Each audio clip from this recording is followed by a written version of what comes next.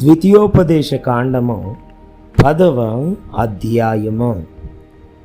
ఆ కాలమందు యెహోవా మునుపటి వాటి వంటి 2 రాతి పలకలను నీవు చెక్కుకొని కొండ ఎక్కి నా యొద్దకు రమ్మో, మరియు నీవు ఒక కర్ర మందసమును చేసుకొనవలెను. నీవు పగులగొట్టిన మొదటి పలకల మీదనున్న మాటలను నేను ఈ పలకల మీద వ్రాసిన తరువాత నీవు ఆ మందసములో వాటిని ఉంచవలెనని నాతో చెప్పాను. కాబట్టి నేను తుమ్మకర్రతో ఒక మందసమును చేయించి మునుపటి వాటి వంటి 2 రాతి పలకలను చెక్కి ఆ 2 పలకలను చేత పట్టుకొని కొండ ఎక్కితిని. ఆ సమాజ దినమున ఆ కొండ మీద అగ్ని మధ్య నుండి తాను మీతో పలికిన 10 ఆజ్ఞలను మునుపు వ్రాసినట్టు యెహోవా ఆ పలకల మీద వ్రాసెను.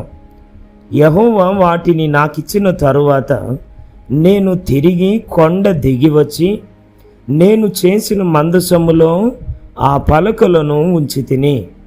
యెహోవా నాకు ఆజ్ఞాపించినట్లు వాటిని దానిలో నుంచితిని. ఇశ్రాయేలీలో యహాకానీయులదైన బెయేరోతు నుండి బయలుదేరి మోసేరుకు వచ్చినప్పుడు అక్కడ అహరోను చనిపోయి పాతిపెట్టబడెను. అతని కుమారుడైన ఎలియాజరు అతనికి ప్రతిగా యాజకుడాయెను.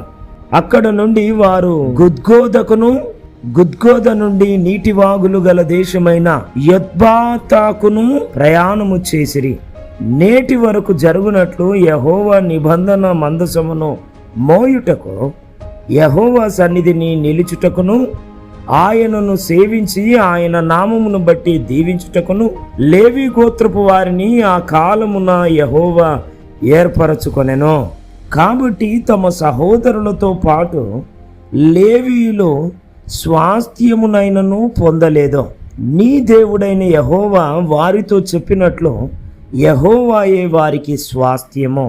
నేను మునపటి వలె 40 పగళ్ళును 40 రాత్రులను కొండ మీద ఉండగా యెహోవా ఆ కాలమున నా మనవి ఆలకించి నిన్ను నశింపజేయుట మానివేసెను. మరియు యెహోవా నాతో ఇట్లనెను, ఈ ప్రజలు నేను వారికిచ్చెదనని వారి పితరులతో ప్రమాణము చేసిన దేశమున ప్రవేశించి స్వాధీనపరచుకొనున్నట్లు నీవు లేచి వారి ముందర సాగమని చెప్పెను.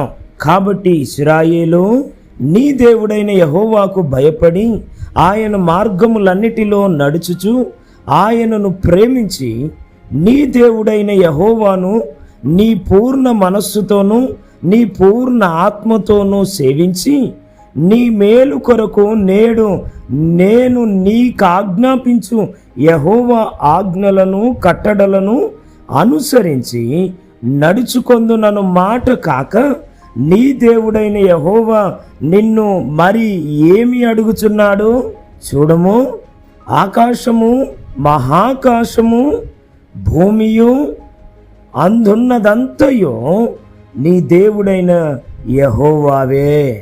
అయితే యెహోవా నీ పితరులను ప్రేమించి వారి యందు ఆనందపడి సమస్త జనములలో వారి సంతానమైన మిమ్మును నేటి వలె ఏర్పరచుకొనెను. కాబట్టి మీరు సున్నతి లేని మీ హృదయమునకు సున్నతి చేసుకొని ఇక మీదట ముష్కరులు కాకుండుడి.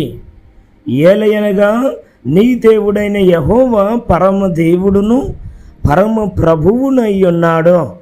ఆయనే మహాదేవుడు, పరాక్రమవంతుడు, భయంకరుడైన దేవుడు. ఆయన నరుల ముఖమును లక్ష్య పెట్టనివాడు, లంచము పుచ్చుకొననివాడు. ఆయన తల్లిదండ్రులు లేనివానికి విధవరాలికి న్యాయము తీర్చి పరదేశియందు దయయుంచి అన్నవస్త్రములను అనుగ్రహించువాడు. మీరు ఐగుప్తు దేశములో పరదేశులై ఉంటిరి గనుక పరదేశిని జాలి తలచుడి. నీ దేవుడైన యెహోవాకు భయపడి ఆయనను సేవించి ఆయనను హత్తుకొని ఆయన నామమున ప్రమాణము చేయవలెను. ఆయనే నీకు కీర్తనీయుడు. నీవు కన్నులారా చూచుచుండగా భీకరమైన ఆ గొప్ప కార్యములను నీ కొరకు చేసిన నీ దేవుడు ఆయనే. నీ పితరులు 70 మంది అయి ఐగుప్తునకు వెళ్ళిరి. ఇప్పుడు నీ దేవుడైన యెహోవా ఆకాశ నక్షత్రముల వలె నిన్ను విస్తరింపజేసి ఉన్నాడు. May God bless you. దేవుడు మిమ్మల్ని దీవించునుగాక. ఆమెన్.